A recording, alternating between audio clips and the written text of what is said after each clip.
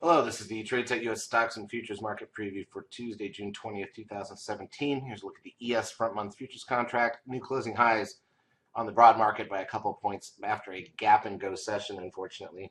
Our least favorite types of sessions when we gap up and then keep going like that. Ruins a lot of patterns that otherwise might have led to something a little more interesting with the move, especially when you look at the NASDAQ side. All right, let's go through the major indices and we'll talk about what's coming up. Crude oil closed down 55 cents to 44.20. Back in the lower 40s. It's part of the lowest range of the last year, basically, or near the low of the last year. Gold also down $12.70. The S&P, like I said, was up 20. A big piece of that was the gap. NASDAQ 100 was up 90, and a huge piece of that was a gap. I think 50 points plus was the gap. So not a chance to get all that stuff. SOX up 20. Remember, the tech stocks are still down from where they were a couple weeks ago. Biotechs gained 76. It's still in the range that it's been in for months here.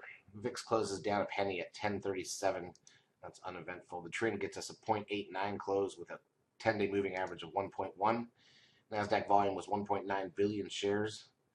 It's down from a couple of days last week. Advanced decline ratio on the NASDAQ, not that strong really, plus 752. Obviously positive, but not as big as you'd think with the move in the market. On the New York was plus 800.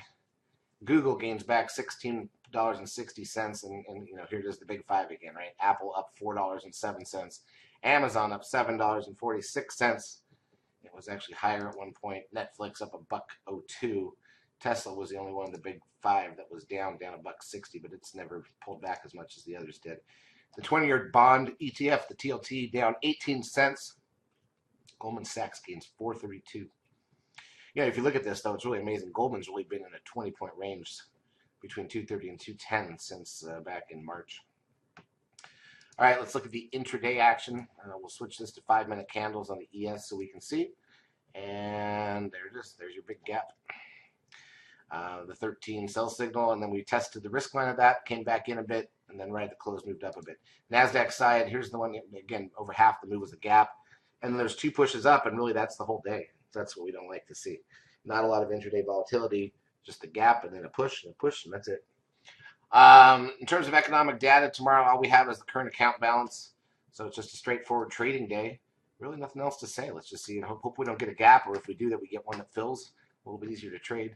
Charts as usual brought to you by eSignal. If you've not yet taken a trial of our services, feel free to do so. We will help you out for a couple weeks. Have a great trading Tuesday.